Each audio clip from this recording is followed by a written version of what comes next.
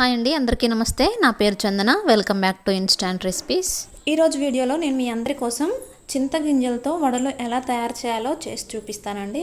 ఈ చింతగింజల వడలు చాలా టేస్టీగా ఉన్నాయండి.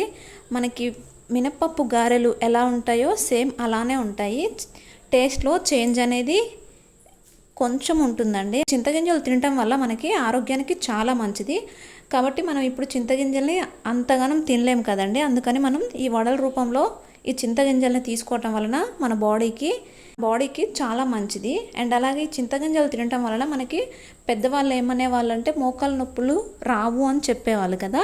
ఇప్పుడు చింతగింజలు మనం అంత తినలేము కాబట్టి ఈ వడల రూపంలో చేసుకొని టేస్టీగా తినేద్దాం.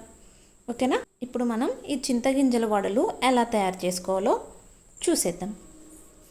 ముందుగా చింతగింజల్ని ఇలా తీసేసుకోండి. ఇప్పుడు ఒక ప్యాన్ పెట్టుకొని దాంట్లో ఈ చింతగింజల్ని వేసుకోండి. వీటిని కొద్దిగా హీట్ చేయాలండి. అంటే ఒక 15 to 20 minutes వరకు పడుతుంది. ఈ చింతగింజలు వేగిపోయాయని తెలియటానికి మనకి ఈ పొట్టు మీద కొంచెం క్రాషెస్ అనేవి వస్తాయండి. ఇలా పగిలిపోయినట్టు కనిపిస్తాయి మనకి. అప్పుడు ఈ చింతగింజలు వేగిపోయినట్టు. ఇప్పుడు మనం ఒక మిక్సీ జార్ తీసుకొని ఈ వేగిపోయిన చింతగింజల్ని దీంట్లో వేసేసుకొని ఒక్కసారి గ్రైండ్ చేసుకోండి. అంతే. గ్రైండ్ చేసుకుంటే ఇలా పొట్టు అనేది ఊడిపోతుందండి మనకి. ఒకవేళ మీకు ఊడిపోకపోతే మళ్ళీ ఇంకొకసారి గ్రైండ్ చేసుకోండి. ఇలా మొత్తం పొట్టు తీసేసుకొని రెడీగా పెట్టుకోండి. ఇప్పుడు నేను 2 గ్లాసుల చింతగింజల్ని తీసుకున్నానండి. ఇప్పుడు మనం ఏ గ్లాస్తో అయితే చింతగింజల్ని తీసుకుంటామో అదే గ్లాస్ తోటి ట్రిపుల్ తీసుకోండి. ఇప్పుడు నేను 2 గ్లాసుల చింతగింజలు తీసుకున్నాను కాబట్టి నేను 6 గ్లాసుల మినపప్పును తీసుకున్నాను. ఓకేనా. ఇప్పుడు ఈ చింతగింజల్ని ఒకసారి మనం మిక్సీ పట్టేసుకుందాం. మెత్తటి పేస్ట్ లాగా మిక్సీ పట్టేసుకుందామండి. ఇది త్వరగానే మెదిగిపోతుందండి. మెత్తటి పేస్ట్ లాగా పట్టేసుకొని పక్కన పెట్టేసుకుందాం.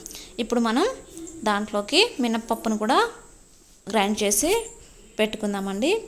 ఇప్పుడు ఈ మినప్పప్పు అండ్ చింతగింజల పేస్ట్ని కూడా రెండింటిని ఒకేసారి కలిపేద్దాం. ఇలా మొత్తం ఒకసారి కలిపేసిన తర్వాత దీంట్లోకి మనం ఇప్పుడు కొద్దిగా పచ్చిమిర్చి, కరివేపాకు అండ్ అలాగే ఆనియన్స్ వేసేసుకోండి. నెక్స్ట్ దీంట్లోకి కొద్దిగా జీలకర్రని యాడ్ చేసుకోండి.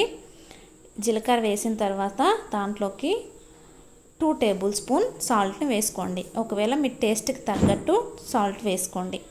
నెక్స్ట్ దీంట్లోకి కొద్దిగా సోడా ఉప్పుని వేసుకోండి. సోడా ఉప్పు వేసుకుంటే పొంగుతుంది. కొంచెం ఇష్టం లేని వాళ్ళు స్కిప్ చేసుకోవచ్చు. నెక్స్ట్ దాంట్లోకి అల్లం వెల్లుల్లి పేస్ట్ కూడా యాడ్ చేసుకోండి. ఇప్పుడు వీటన్నిటిని బాగా కలిపేసుకోండి. ఈ టెక్స్చర్ మొత్తం బాగా కలిసిపోవాలండి. ఇలా బాగా కలిపేసుకున్న తర్వాత కొద్దిసేపు ఒక 5 minutes వరకు పక్కన పెట్టేసేయండి. నెక్స్ట్ స్టవ్ ఆన్ చేసుకొని స్టవ్ మీద మందపాటి కళాయి పెట్టుకొని సరిపడా ఆయిల్ని హీట్ చేసుకోవాలండి. ఇప్పుడు కొద్దిగా ఆయిల్ అనేది హీట్ అయిన తర్వాత మనం ముందుగా రెడీ చేసి పెట్టుకున్న పిండి ఉంది కదా, దాన్ని ఇలా ఒక ప్లాస్టిక్ పేపర్ తీసుకొని దాంట్లో ఇలా రౌండ్గా చేసుకొని ఈ వడల్ని ఈ హీట్ అయిన ఆయిల్లో వేసేయండి. ఓకేనా. ఇలా ఒక్కొక్కటిగా వేసేయండి. ఇప్పుడు ఈ వడలు వేసిన తర్వాత స్టవ్ని కొద్దిగా మీడియం ఫ్లేమ్ మీద అడ్జస్ట్ చేసుకోవాలండి. లేదంటే లోపట పిండి పిండే ఉంటుంది, అంతగా ఉడకదనమాట. ఓకేనా.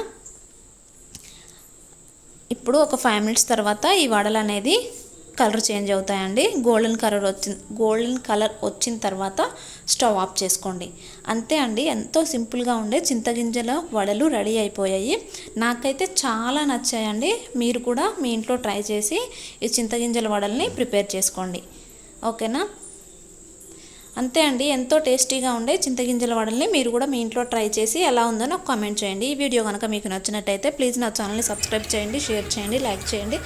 అండ్ అలాగే మీకు ఏదైనా రెసిపీ కావాలి అనుకుంటే MCR ఇన్స్టెంట్ రెసిపీస్కి కామెంట్ చేయండి. Thank you.